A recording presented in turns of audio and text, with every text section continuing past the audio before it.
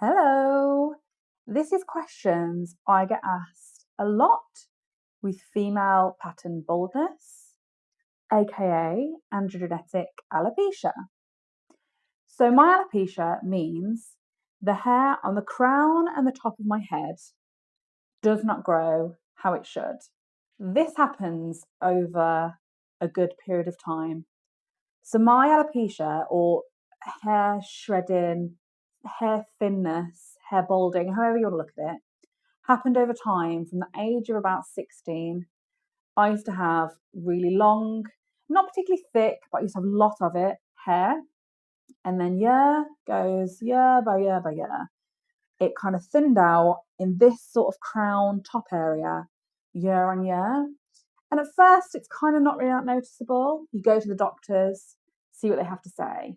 9 times out of 10, they'll say stress. You're stressed. Because I was so young, they were like, oh, it can't be anything else. You must be stressed. Stressed about GCSEs, stressed about work, stressed about boys. You're stressed. So they put me on anxiety medication. They put me on anything to do with stress related things, basically. Does nothing. Absolutely nothing. Because mine is genetic.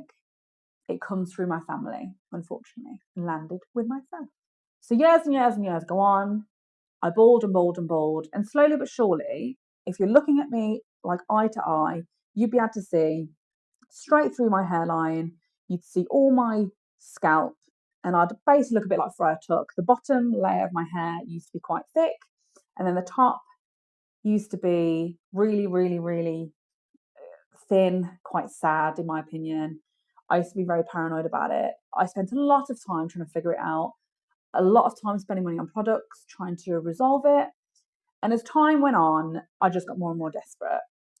By the time I was 30, yes, 29, 30, I finally found somebody who specialized in female hair loss and diagnosed me with female pattern baldness. The second she saw me, she said, this is what you got. She looked through the camera at all my follicles to see what was going on. You're supposed to have a fair few follicles coming out of one hair, one whole follicle hairs. I had like one or two, hence why it looks so sparse. So unlike men, when it looks totally bald on top, like lovely and smooth, females don't. We tend to thin and thin and thin and thin, and we never get to a full like smooth baldness. You have like sparses of hair. So you do have hair, but it's just so sparse you can't see it properly, and it looks, a bit sad and it's a bit depressing. So when I finally had the diagnosis, I was like, right, okay, this isn't going to get any better. If I was to have the diagnosis when it first started, it didn't look too bad. You can take lots of things to pause the hair loss where it is. You can never get it back. You can never like crop rotation it back. Once it's gone, it's gone. But you can take medication to pause it as is. So I started wearing toppers to start with, which was an absolute godsend to me. It was a whole lease of life into the wig world. It was so nice to have a full head of hair back and to feel like myself a bit more. But for me personally, I didn't like the reminder every time I took the topper off of what my hair looked like underneath. It really affected me. It made me feel worse. And I just thought, this just isn't working for me. But I was fresh into the wig world. I didn't know what else was available really. So I started buying some synthetic wigs to have some fun, which was great. And I'd wear them over the top of my bio hair. But for me personally, I run really hot. I get really hot and bothered. And it was just too much heat, too much going on. I could feel my hair underneath. It was quite scratchy. So I decided to shave my hair off and be a full-time wig wearer. Now, from that point, me personally, it was the right thing to do for myself. I know many people, it's a massive move. But for me, seeing what I look like, I knew what I looked like at all times. I didn't have to worry about anything falling off or anybody seeing what my hair looked like underneath or having a reminder of what my hair looked like afterwards. I didn't have any of that, and that made me feel so much better personally.